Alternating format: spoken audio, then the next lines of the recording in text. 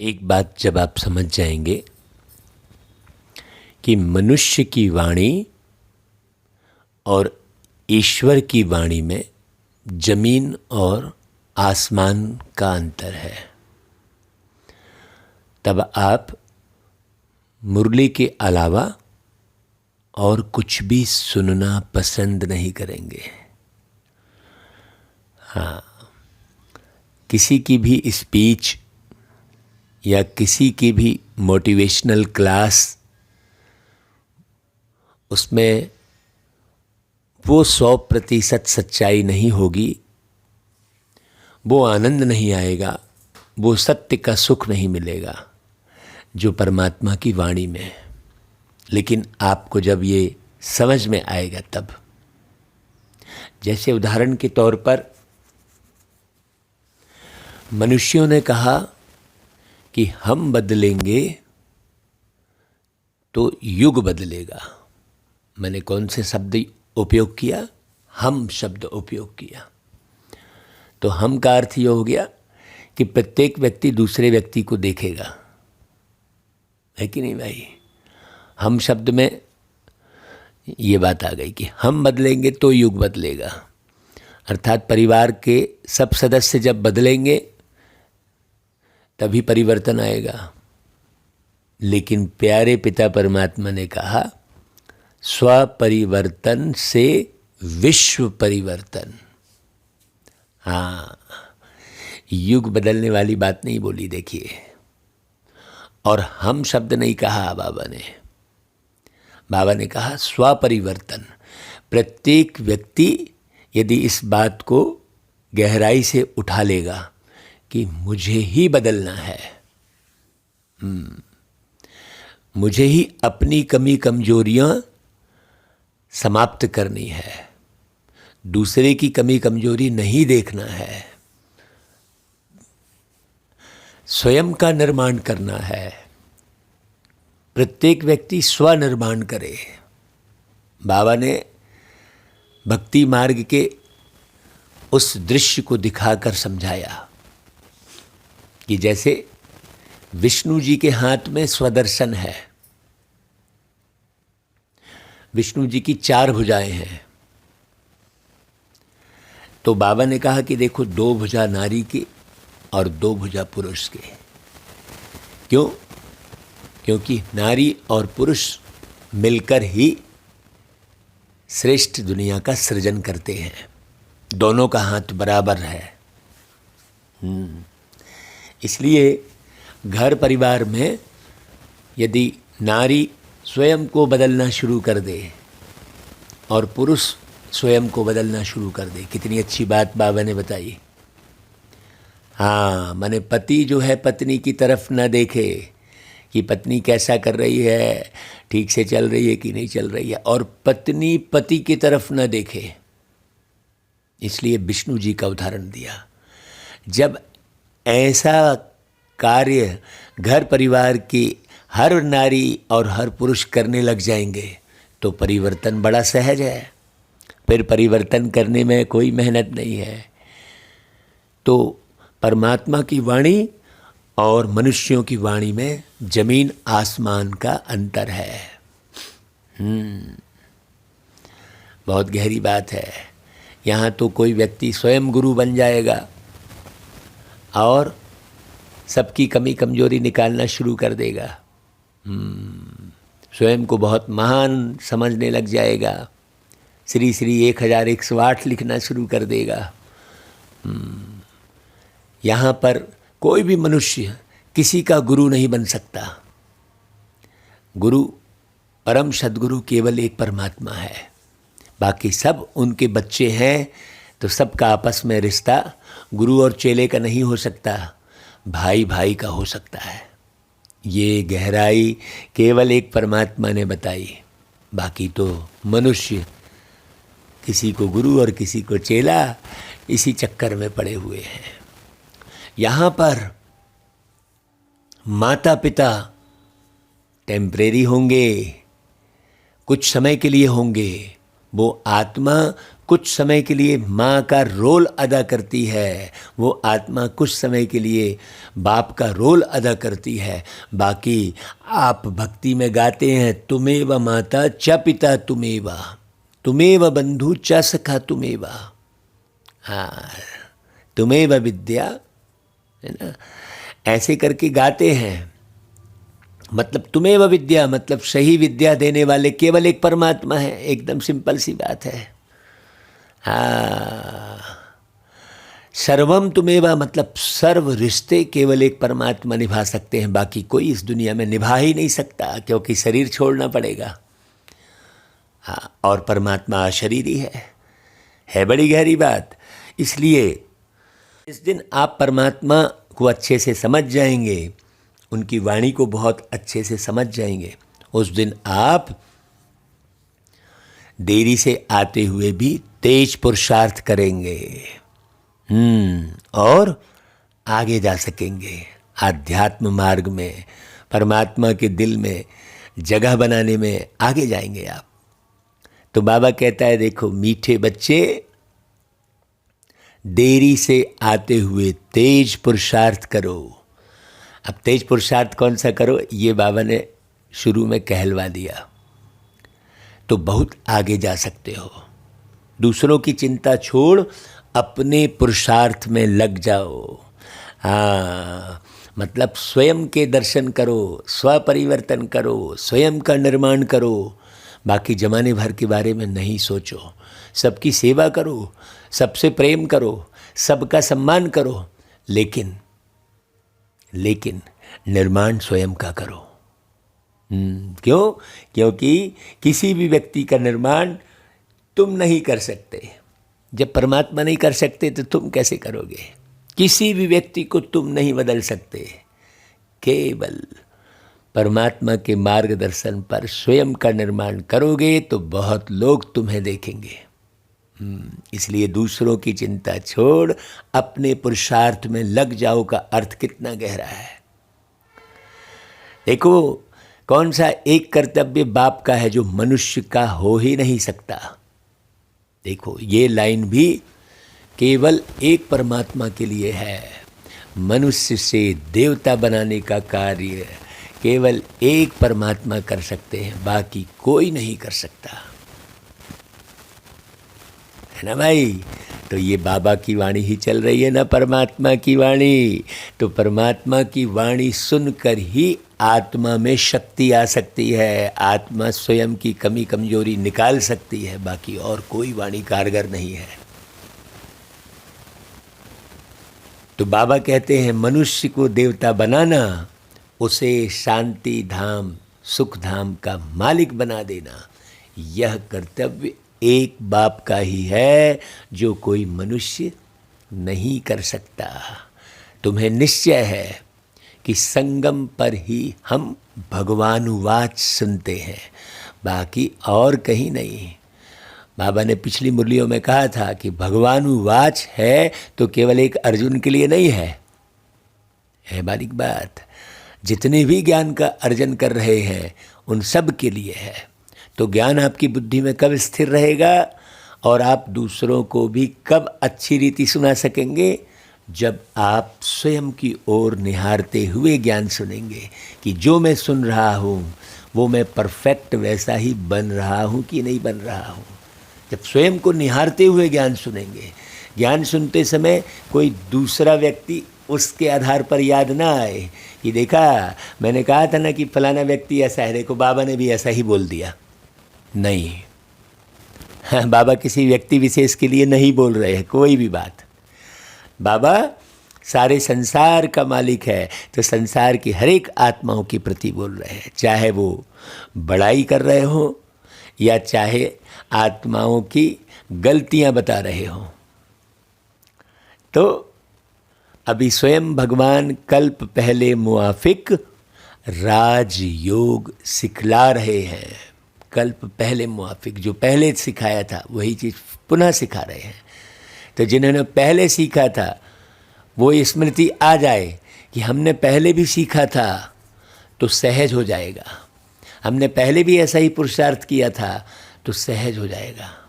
अपनी पुरानी स्मृति लाओ, फिर से पुनः सतयुग में चले जाओ और सतयुग के पहले वाले संगम युग में चले जाओ, पिछले संगम युग में चले जाओ। तो बड़ा सहज हो जाएगा। ये बाबा पुरुषार्थ को सहज करने के लिए बहुत सारी बातें कहते हैं, जैसे ड्रामा शब्द कहते हैं। कल पहले मुआफिक भी तुमने पढ़ा था, बच्चे कहते हैं। ये सब मनुष्यों को परिपक्व बनाने के लिए बाबा ने बहुत सारी बेहतरीन युक्तियां निकाली हैं, जो केवल एक बाबा के सिवाय और कोई दूसरा नहीं कर सकता। इसलिए ओ मेरे मीठे भाइयों बहनों, आप किसी पर भी आकर्षित मत होना। एक बाबा है, सर्वोच्च, सबसे प्यारा, सबसे न्यारा एक मीठा बाबा है। आंसू आ जाने चाहिए प्रेम के। बाबा की मुरली सुनते सुनते बाबा की याद में आंसू आ जाने चाहिए। देखो ऐसे आंसू आ रहे हैं क्या, दिल भर आ रहा है क्या कि ऐसा बाबा जो इतनी अच्छी शिक्षाएं इतने प्यार से दे रहे हैं, कोई नहीं दे सकता। लाख बुराई हमने की, लाख जो है पाप किए, लेकिन बाबा आकर कैसे पढ़ा रहे हैं, सोचने की बात है। इस संसार में कोई व्यक्ति ऐसा नहीं होगा। झट किसी की गलती में सेकंड नहीं लगता अंदर से क्रोध आने में, बाद में धीरे से समझेगा अरे रे रे ऐसा है क्या, लेकिन एक बार में क्रोध आ जाएगा। लेकिन बाबा देखो जन्म जन्मांतर गलती किए हुए बच्चों को कैसा समझाते हैं, ऐसा इस संसार में कोई बता ही नहीं सकता। ओम शांति। रूहानी बेहद के बाप बेहद के रूहानी बच्चों प्रति समझाते हैं। बेहद के रूहानी बच्चे जो हद की ना सोचे। हाँ है ना भाई, अभी अभी कमाया, अभी अभी खा लिया तो बचेगा क्या। हद की मत सोचो। हद की सोचने पर बेहद का ज्ञान नहीं आएगा। ये हद का हैडपना बहुत खतरनाक है। आप इंचार्ज हो कहीं के भी, तो कहीं के इंचार्ज नहीं हो, आप इंचार्ज हो, मतलब स्वयं को अंदर चार्ज करने वाले हो। तो बाबा कहते हैं देखो यह एक एक अक्षर व ज्ञान रत्न लाखों रुपयों का है। बाप ने समझाया है। परमात्मा को रूप बसंत भी कहते हैं, उनका रूप भी है और नाम शिव बाबा है। वे ज्ञान के सागर हैं, जिस ज्ञान से सद्गति होती है। ज्ञान धन भी है तो ज्ञान पढ़ाई भी है, बहुत अच्छे से समझना। इसी ज्ञान से आप अपार धन सुरक्षित कर लेते हैं, अपने नाम जमा कर लेते हैं। भाई ज्ञान आया, बाबा का मालूम पड़ा कि देखो जैसा खाओ अन्न वैसा बने मन, तो जमाने भर में जो अन्न में खर्च कर रहे थे वो बचा कि नहीं बचा, आप सोचो। हाँ, और बाहर का खाने से बच गए तो स्वास्थ्य भी खराब नहीं हुआ, तो दवाइयों का खर्चा बच गया कि नहीं बच गया, डॉक्टरों का खर्चा बचा कि नहीं बचा। सोचने की बात है, ये सब बारीक बात है। ये तो एक पॉइंट है बाबा की, और कितनी पॉइंट है जिन पॉइंट ने आपके अपार धन को सेव किया। इधर उधर बुद्धि भटक रही थी, दृष्टि खराब हो रही थी, लोभ आ रहा था, तो भाई कोर्ट कचहरी के चक्कर में पड़ के कितने पैसे बर्बाद हो रहे थे। सोचो ये ज्ञान कितने धन की सेविंग किया, तो ये ज्ञान धनवान बनाया कि नहीं बनाया। और मीठा बोलकर सही ज्ञान में चलकर परखने की शक्ति आई तो पैसे की बर्बादी रुक गई है। सोचो, परखने की शक्ति आई, निर्णय करने की शक्ति आई, यहाँ पर ही सहन करने की शक्ति आई। नहीं तो कितनी बहनें अपने पति का सहन ना करके जमाने भर का पैसा बर्बाद करती है, भागती हैं इधर उधर, फिर कोई भी उनको कैसे भी उपयोग कर लेता है। सोचो बाबा का ज्ञान कितना गहरा, ये तो ऊपर ऊपर की बात बताई। इसी ज्ञान से तुम स्वर्ग के मालिक बनते हो, ये बहुत गहरी बात है। बाबा हमेशा कहते हैं ये समझने की बात है। तो पढ़ाई भी है और ज्ञान धन भी है। यह ज्ञान देते हैं स्पिरिचुअल फादर। बाकी हम और दूसरे आश्रमों में जाकर देखे हैं तो कहते हैं अरे आप लोग तो सबका खा लेते, किसी का खाते नहीं हैं, हम तो सब जगह सबका खा लेते हैं। तो बताइए, हमने फिर उनको कहा कि भाई भक्ति मार्ग में ही श्री कृष्ण जी का दिखाया है कि दुर्योधन के घर में उन्होंने भोजन नहीं किया। मतलब जो गलत रीति से धन कमाते हैं और धन का दुरुपयोग करते हैं, उनके घर में भोजन करने लायक नहीं है। दुर्योधन को दुशासन भी कहते हैं। मतलब जो अपने घर में काम, क्रोध, लोभ, मोह, अहंकार, इस पर ही इसके द्वारा ही अपने घर को चलाते हैं। बच्चों पर क्रोध करते हैं। दुशासन मतलब दुष्ट शासन। शासन मतलब केवल देश पर शासन करने वाले को शासक थोड़ी कहेंगे। अपने घर में भी जो पति है, जो मुखिया है, जो पत्नी है, बस क्रोध चला रही है तो अपना लोभ के वृत्ति में पड़ी हुई है, ऐसे घर का भोजन कृष्ण जी ने नहीं किया। कहते हैं साग विदुर घर खायो। साग विदुर घर खायो को मतलब श्री कृष्ण जी ने विदुर यानी विकारों से दूर रहने वालों के घर में भोजन किया। अभी आप बारीकी से समझिए। तब हमने उनको कहा तो बिल्कुल साइलेंट हो गए। तो बाबा ने बहुत सूक्ष्म बातें बताई हैं, लेकिन समझने और समझाने वाला चाहिए, एक्यूरेट। तो स्पिरिचुअल फादर, हाँ, और आत्मा को कहा जाता है स्पिरिचुअल रूह। भक्ति मार्ग में आत्माएं कितना भटकती हैं बाप से मिलने के लिए, उनको ढूंढती हैं, समझते भी हैं भगवान एक शिव है, फिर भी धक्के खाते रहते हैं। कहते भी है सबका मालिक एक, लेकिन वो एक कौन न जानने के कारण चाहे जिसको भगवान समझ के पूजा करते रहते हैं, भटकते रहते हैं। भाई चाहे जिसको अपना माँ बाप थोड़ी समझते रहोगे, सारे संसार में, लौकिक में भी आपका एक ही बाप होगा ना, तो अलौकिक में भी एक ही बाप होगा और पारलौकिक में भी एक ही बाप होगा। लेकिन ये लौकिक, अलौकिक और पारलौकिक, ये तीन दुनिया है, ये किसी को मालूम ही नहीं है। ये तो प्यारे बाबा ने आकर बताया भाई। तो बाप आकर समझाते हैं कि हे रूहानी बच्चों, तुम तो अविनाशी हो भाई, परम धाम में रहने वाले हो, जहाँ से फिर आते हो यहाँ पार्ट बजाने। तुम दूर देश के रहने वाले हो। यह ड्रामा है, इसका नाम है हार जीत का खेल। कहते हैं ना भाई, है हार के बाद ही जीत है, जिंदगी की यही रीत है, हार के बाद ही जीत है। तो अब ये भी तो समझना पड़ेगा भाई कि कौन से हार के बाद कौन सी जीत है और हारे किससे है। हाँ, ये भी तो समझना पड़े। हार जीत का खेल है तो फिर कोई कुश्ती थोड़ी है? सोचने की बात है। कोई गरीबी अमीरी की बात थोड़ी है, धनवान की बात है विषय विकारों से हार जाने की बात। कौन हार गई विषय विकारों से? आत्मा। और विषय विकार कहाँ से उत्पन्न हुए? शरीर के भान में।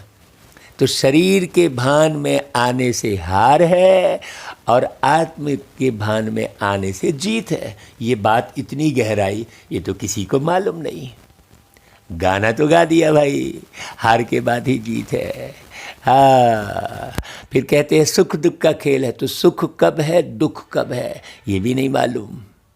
हाँ, भौतिक साधनों को सुख समझ लिए तो बोले हम सुख में हैं, और भौतिक साधन नहीं है तो कहा दुख में है। तो ऐसे भौतिक साधनों को सुख समझ लिया। अरे भाई, भौतिक साधन सुख नहीं है, वो सुविधा है।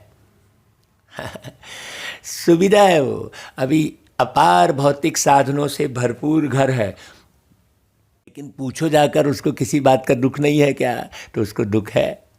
उसको आपस में प्रेम नहीं है तो प्रेम का दुख है, सम्मान का दुख है, तो स्वास्थ्य खराब है उसका दुख है। सोचने की बात है। बाबा कहता है देखो, बहुत बारीक बात समझने की है, सुख दुख का खेल है। बाप समझाते हैं कि हम और तुम सब शांति धाम के रहने वाले हैं, उसको निर्वाण धाम भी कहते हैं। बिल्कुल साइलेंट, जहाँ कोई विचार नहीं आ रहे हैं, निर्वाण धाम, वाणी से परे धाम है वो। वाणी मतलब ये मुख की वाणी वाली बात नहीं है, मुख की वाणी से तो परे है ही है, मन की वाणी से भी परे है, सब साइलेंट में जाके। हाँ, आप नींद लेते हो तो भी आप वाणी चलाते रहते हो, किसी न किसी से बात कर रहे होते हो नींद में भी, लेकिन वो जो शांति धाम है वहाँ अलग अवस्था है। तो पहले तो यह निश्चय करना है कि हम वहाँ के रहने वाले हैं, मतलब अंदर की चुप्पी, हम आत्मा हैं, ये निश्चय करना है। तो अंदर की चुप्पी आ जाएगी, बिल्कुल किसी भी घोर गम्मे में नहीं रहेंगे। है बड़ी गहरी मुरली। बाबा कहते हैं हम आत्मा का स्वधर्म ही है शांत। बताओ, अब इतनी गहरी बात किसी भी संस्था में किसी भी मनुष्यों ने बताई है क्या? सोचने की बात है। ढेर सारे आश्रम खुल गए, लेकिन ऐसी गहरी बात पता है क्या कि हम आत्मा का स्वधर्म ही शांत है? वो तो हिंदू मुस्लिम करते रहते हैं। हम न जाने कितने आश्रमों में गए हैं, वहाँ के बड़े बड़े गेरुए वस्त्रधारी, श्वेत वस्त्रधारी बस इसी चकड़पट्टी में लगे हैं, जबकि प्यारे पिता परमात्मा आकर क्या बोल रहे हैं। इसलिए भाई, हमने तो यहाँ पर किसी भी व्यक्ति विशेष पर आकर्षित होना बिल्कुल टोटल बंद कर दिया। क्योंकि जिसमें भी यदि गुण भी है तो वो गुण परमात्मा ने दिए हैं, उसके अपने नहीं है। कोई अच्छा गा रहा है, कोई अच्छा सुना रहा है, तो भी वो सारा श्रेय किसको है?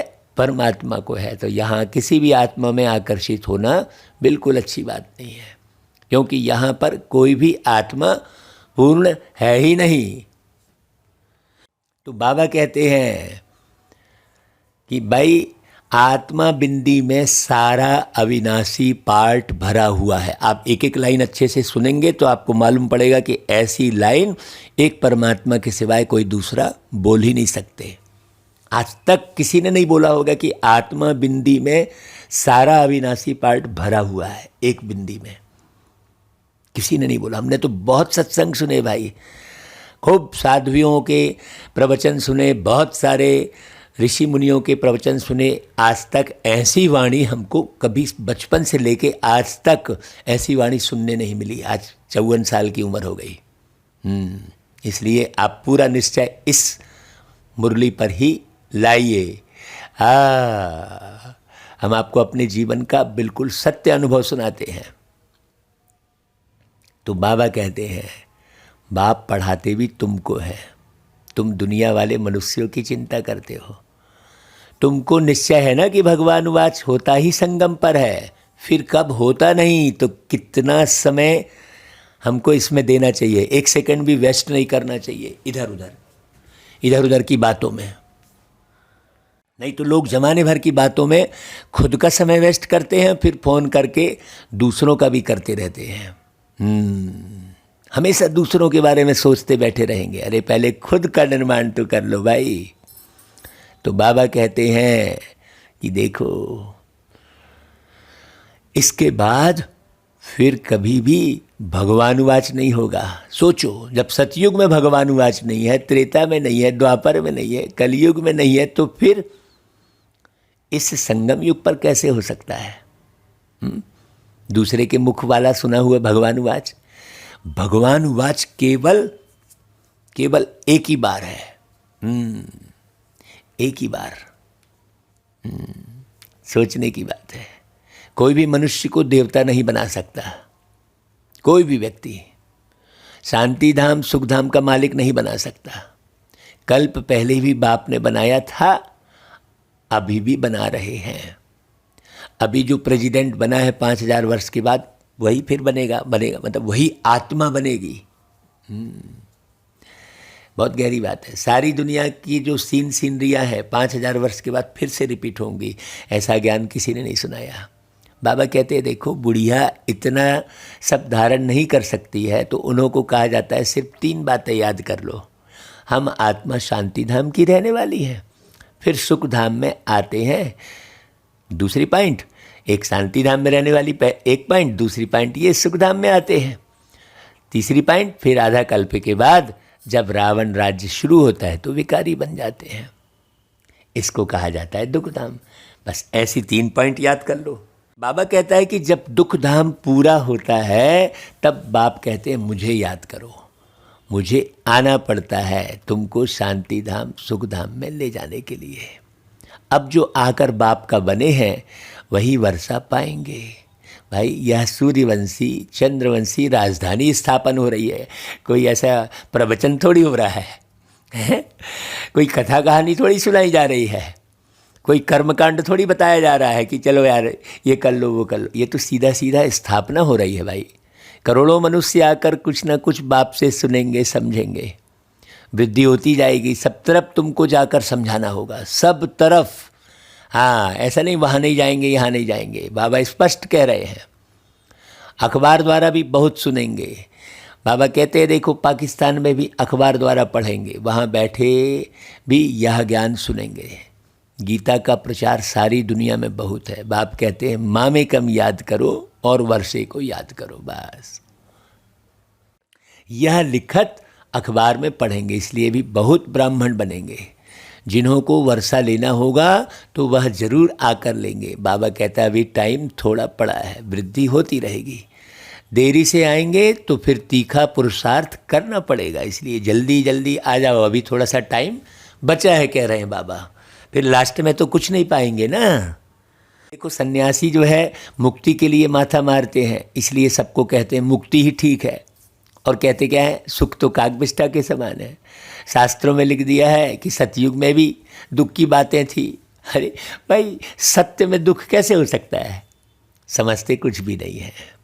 कहते हैं परमात्मा को आना है, पतित पावन परमात्मा आओ, आकर हमको रास्ता बताओ। फिर दूसरी तरफ कहते हैं गंगा पतित पावनी है। अब बताओ, और छोरी नहीं है किसी बात का। गंगा स्नान, यज्ञ तप यात्रा करना, यह सब भगवान से मिलने के रास्ते हैं भाई। जबकि बुलाते हो परमात्मा को, फिर धक्के क्यों खाते हो? यह सब भक्ति मार्ग की नूंद है। मनुष्यों को जो आता सो बोलते रहते हैं, कितनी मेहनत करते हैं परमात्मा से मिलने के लिए। अब भगवान से मिलने भगत जाएंगे या भगवान को यहाँ आना पड़ेगा? भाई सोचने की बात है भाई। शरीर में बैठे तो वहाँ जा नहीं सकते, इसलिए भगवान को ही मिलने नीचे आना पड़ता है। तुम तो शरीर में उलझे फंसे हो, तो पतित आत्मा तो जा न सके। बाप आते हैं ले जाने के लिए। सभी आत्माओं के पंडे केवल एक ही हैं, वो है प्यारे पिता परमात्मा। तुम भी पवित्र बन उनके पीछे चले जाएंगे। साजन तुमको ज्ञान रत्नों से श्रृंगारते हैं, महारानी महाराजा बनाने तुमको, यानी किनको? आत्मा को। बाकी कृष्ण के लिए दिखाते हैं, फलानी को भगाया, पटरानी बनाया, यह बातें लगती ही नहीं है, हैं? तुम बच्चे जानते हो हम स्वर्ग की महारानी बनेंगे, तुम ही स्वर्गवासी थे, अब बाप फिर बनाने आए हैं। तो बहुत अच्छे से सुनना समझना चाहिए भाई। हाँ, 84 जन्मों की बात है। अब 84 लाख जन्म कोई तो याद कर न सके भाई। सतयुग को लाखों वर्ष दे दिए, त्रेता को कम दिए हैं, यह तो हिसाब ही नहीं बनता। हाँ, बाप कितना सहज कर बताते हैं भाई। 12 से 3 घंटे का होगा, 3 से 6 फिर 3 घंटे का होगा, 6 से 9 फिर 3 घंटे का होगा, 9 से 12 फिर 3 घंटे का होगा। बराबर बराबर होगा ना भाई। 4 पार्ट यदि बताए तो हाँ ना भाई। 8 प्रहर बोलते हैं, 8 ही प्रहर तेरे ध्यान में लग जाएं तो 8 प्रहर होते हैं, तो हर प्रहर बराबर बराबर होगा ना भाई, है कि नहीं भाई? हाँ, 4 हफ्ते बोलेंगे तो 4 हफ्ते बराबर बराबर होंगे ना भाई, हैं? 7-7 दिन के। तो इसलिए बाबा कहते हैं कि भाई सिर्फ याद करो अलफ और बे, सिर्फ 2 बातें याद करनी है, तो तुम पवित्र भी बनेंगे, उड़ भी सकेंगे और ऊंच पद भी पाएंगे। तो यह होना रखना चाहिए कि कैसे भी करके बाप को याद करना है। हाँ, बाकी जास्ती नहीं जाना है किसी में। माया के तूफान भी बहुत आएंगे, परंतु हार नहीं खाना। भल कोई क्रोध भी करे परंतु तुम नहीं बोलो।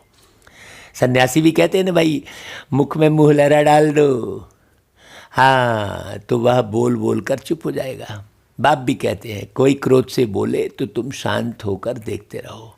कोई भी हालत में तुम्हें शिव बाबा को याद करना है। बाबा की याद से ही वर्षा भी याद आएगा। तुम्हारे अतीन्द्रिय सुख का गायन है कि हम 21 जन्म के लिए स्वर्ग के परिजादे बनेंगे, वहाँ दुख का नाम भी नहीं होगा। तुम 50-60 जन्म सुख पाते हो, सुख का हिसाब जास्ती है भाई। सुख दुख इक्वल हो तो फिर फायदा ही क्या है ना भाई। तुम्हारे पास धन भी बहुत होता है। कुछ समय पहले यहाँ भी देखो बहुत सस्ता अनाज था। अभी कुछ साल पहले ही राजाओं की बड़ी राजाई थी। बाबा ने कहा 10 आने मण बाजरी बेची है बाबा ने। तो उनसे भी आगे कितनी सस्ताई होगी सोचो भाई। मनुष्य थोड़े होंगे, अन्न की परवाह नहीं होगी। अब यह तो याद रहना चाहिए कि पहले हम घर जाकर फिर नई दुनिया में आकर नया पार्ट बजाएंगे। हम मना कौन, हम आत्मा सब। हाँ, वहाँ हमारा शरीर भी सतो प्रधान तत्व से बनेगा। अब 5 तत्व बिल्कुल ही तमो प्रधान पतित बन गए हैं। आत्मा और शरीर दोनों ही पतित है। वहाँ शरीर रोगी नहीं होता। यह सब समझने की बातें हैं। देखो बाबा एक लाइन चलाते हैं, अब इसमें कितनी गहराई है। बच्चों को यह अच्छी रीति समझाते हैं, फिर घर में जाकर भूल जाते हैं। यहाँ बादल भरकर कितना खुश होते हैं, बाहर जाने से भूल जाते हैं। आगे रास विलास बहुत चलता था, फिर वह सब बंद कर दिया। मनुष्य समझते थे जादू है।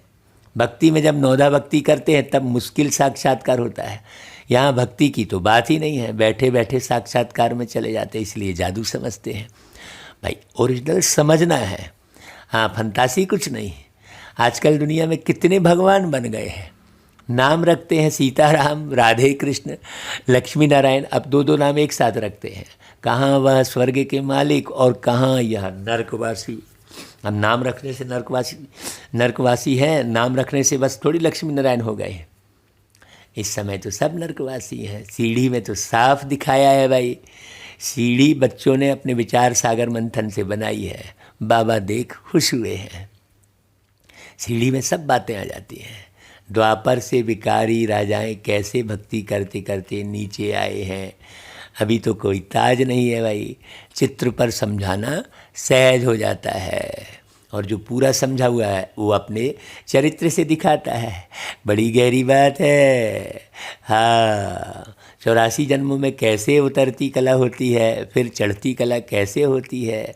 गाते भी हैं, चढ़ती कला तेरे भाने सर्व का भला। ऐसा है ना गुरु ग्रंथ साहिब में। बाप आकर सबको सुख देते हैं। सब पुकारते हैं कि हे बाबा हमारे दुख दूर करो, दुख हरो सुख दो। परंतु कैसे दुख हरते हैं, सुख कैसे मिलता है, यह किसको भी मालूम नहीं है। हाँ भाई, सुदामा को भी मालूम नहीं था, बताते हैं कहानी में, है ना भाई। वो कृष्ण जी के महल में भी जाके बस इसी फिराक में था कि कृष्ण जी देने वाले क्या हैं, जबकि उसे मालूम नहीं है। हाँ, वो तो समझ रहा था कि अरे यार ये हमको ड्रेस बदली कर दिए हैं, हमारे चरण धो दिए हैं, 16,108 पटरानियाँ सेवा में लगा दिए हैं। वो ये देख रहा था, लेकिन दे क्या रहे हैं, स्वर्ग का महल दे रहे हैं, ये उसे मालूम नहीं था। ऐसे ही परमात्मा धरती पर आकर, हम समझते हैं हमारा घर मकान बना दिया भगवान ने, हाँ बच्चे संतान प्राप्ति हो गई भगवान के द्वारा। अरे भगवान स्वर्ग बनाते हैं ये किसी को नहीं मालूम है। इस धरती पर स्वर्ग बनाते हैं, इस लौह युग को स्वर्णिम युग में बदलते हैं। तो आजकल तो मनुष्य गीता कंठ कर सुनाते हैं, नटसेल में अर्थ समझा देते हैं, संस्कृत में श्लोक कंठ करके सुनाते हैं तो कह देते यह महात्मा अच्छा है। अब वो भले श्लोक का अर्थ मालूम हो चाहे ना हो किसी को, बस सामने वाले ने 2-4 श्लोक अच्छे सुनाए तो समझा कि नहीं यार ये बहुत ज्ञानी है। लाखों मनुष्य फिर जाकर उसके पांव पड़ते हैं।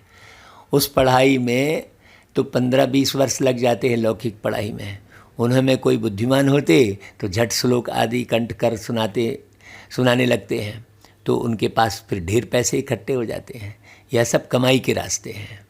जब कोई दिवाला मारता है तो भी जाकर संन्यास धारण करता है, तो सब चिंताएं दूर हो जाती हैं।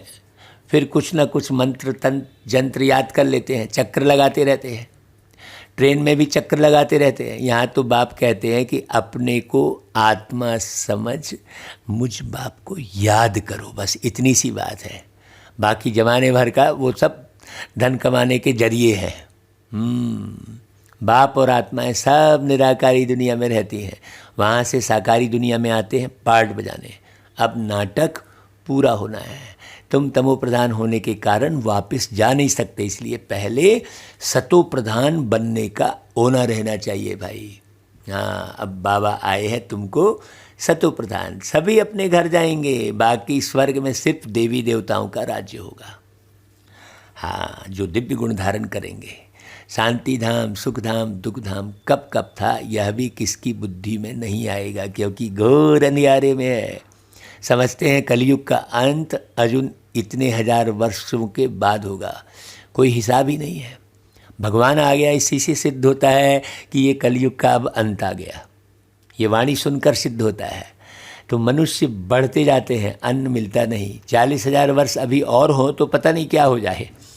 अभी ही अन्न की किल्लत हो रही है। जो बोलते हैं वह बिल्कुल ही झूठ बोलते हैं, सच की रत्ती भी नहीं है। अब बाबा सिखलाते हैं रावण पर कैसे विजय पानी है। पहले रावण को पहचानो, तब तो उस पर विजय पाओगे भाई। तुमको अपने अंदर की कमी कमजोरी दिखाई ही नहीं दे रही है तो जीत कैसे हासिल करोगे? तो दूसरों की कमी कमजोरी देखने में लगे हो। हाँ, बाबा सारी दुनिया को रावण से छुड़ा देते हैं। रावण पर जीत तुम ही पाते हो, तुम्हारी शक्ति से ना है। तुम भारत को स्वर्ग बना रहे हो। कितनी अच्छी अच्छी बातें समझाते हैं भाई बाबा। देखो, फिर तुमको बाप और वर्षे को याद कर कितना खुश रहना चाहिए। ज्ञान मार्ग में खुशी बहुत होती है। अभी बाबा आया हुआ है, अभी हम इस पुरानी दुनिया से गए। बाबा को याद करने से सतो प्रधान बनेंगे, नहीं तो फिर सजाएं खानी पड़ेगी भाई। फिर करके रोटी टुकड़ा मिलेगा, इससे क्या फ़ायदा। वही गरीब के गरीब रहे, है ना भाई। इतने बड़े विश्व के मालिक परमात्मा से मिले और छोटा सा पद पा लिए, या बस स्वर्ग में आ गए, ऐसा थोड़ी है। विश्व महाराजा महारानी बनने का पुरुषार्थ करो भाई। जितना हो सके अपना पुरुषार्थ करना है, श्रीमत पर चलना है। और अपना पुरुषार्थ कब कर पाएंगे? जब जमाने भर का नहीं सोचेंगे। हाँ, कदम कदम पर बाबा से राय लेनी है। कोई कहते हैं बाबा धंधे में झूठ बोलना पड़ता है। अरे बाप कहते हैं धंधे में तो झूठ होता ही है, तुम बाबा को याद करते रहो। ऐसे नहीं विकार में जाकर फिर कहो मैं बाबा की याद में था। मतलब पहले विकार तो छोड़ो, फिर सब कुछ आ जाएगा। नहीं, विकार में गए तो मरे। या तो बाप के साथ प्रतिज्ञा की है ना, पवित्रता के लिए ही राखी बांधी है ना भाई। क्रोध के लिए कब राखी नहीं बांधी है? राखी बंधन का मतलब ही है कि विकार में नहीं जाना है। मनुष्य कहते हैं पतित पावन आओ। अब बहन भाई को राखी बांधती है, लेकिन किसी को मालूम नहीं है कि भाई इसका अर्थ क्या है। तुम बच्चों के अंदर में खुशी बहुत होनी चाहिए। बाबा हमको पढ़ा रहे हैं, फिर बाबा साथ ले जाएंगे। भाई बाबा हमको पढ़ा रहे हैं, बाबा हमको चला रहे हैं, ऐसा है ना भाई। वहाँ से स्वर्ग में चले जाएंगे। जितना हो सके सवेरे उठकर बाबा को याद करना है। याद करना गोया कमाई करना। हाँ, याद का अर्थ भी बता दिया बाबा ने। इसमें आशीर्वाद क्या करेंगे भाई? ऐसे थोड़े ही कहना है आप आशीर्वाद करो तो हम याद करें। अरे सब पर आशीर्वाद करें तो सब स्वर्ग में चले जाएं। यहाँ तो मेहनत करनी है भाई, पुरुषार्थ करना है। जितना हो सके बाबा को याद करना है। बाबा मानव वर्षा, स्पष्ट। हाँ, देखो बाबा ने क्या अर्थ बताया। जितना याद करेंगे उतना राजाई मिलेगी। याद से बहुत फ़ायदा है, सस्ता सौदा है। ऐसा कोई सस्ता सौदा दे न सके, यह भी कोई बिरला ही लेते हैं। अच्छा भाई, मीठे मीठे सिक्के लधे बच्चों प्रति माता पिता बाप दादा का याद प्यार और गुड मॉर्निंग। रूहानी बाप की रूहानी बच्चों को नमस्ते, और हम रूहानी बच्चों की रूहानी माता पिता बाप दादा को याद प्यार गुड मॉर्निंग और नमस्ते। शुक्रिया बाबा, शुक्रिया। अब धारणा के लिए मुख्य सार उठाना है कि भाई जब कोई क्रोध करता है तो बहुत बहुत शांत रहना है। क्रोधी के साथ क्रोधी नहीं बन जाना है। हाँ, माया के किसी भी तूफान से हारना नहीं है। बहुत सावधानी से ध्यान देना है भाई, किसी माया के वशीभूत तो नहीं हो गए हम। दूसरी पॉइंट, सवेरे सवेरे बाप को याद करना है, अपनी कमाई जमा करनी है, पवित्रता की पक्की राखी बांधनी है। फिर वरदान, हर कर्म करते हुए कमल आसन पर विराजमान रहने वाले सहज व निरंतर योगी भव। निरंतर योग युक्त रहने के लिए कमल पुष्प के आसन पर सदा विराजमान रहो, लेकिन कमल आसन पर वही स्थित रह सकते हैं जो लाइट है। किसी भी प्रकार का बोझ अर्थात बंधन ना हो। भाई कौन कौन सा बोझ? बहुत ध्यान से सुनना। मन में संकल्पों का बोझ, हाँ, संस्कारों का बोझ, दुनिया के विनाशी चीज़ों की आकर्षण का बोझ, लौकिक संबंधियों की ममता का बोझ, यह सब बोझ खत्म हो तब कमल आसन पर विराजमान निरंतर योगी बन सकेंगे। अभी देखो, गौर करो ये पॉइंट पर। हाँ, मन के संकल्प का बोझ तो नहीं है। ऐसे पूरे पॉइंट पर गौर करो। वापस फिर से सुनो पूरी मुरली। अच्छा भाई, स्लोगन, सहनशीलता का गुण धारण कर लो तो असत्यता का सहारा नहीं लेना पड़ेगा। अच्छा भाई, ओम शांति।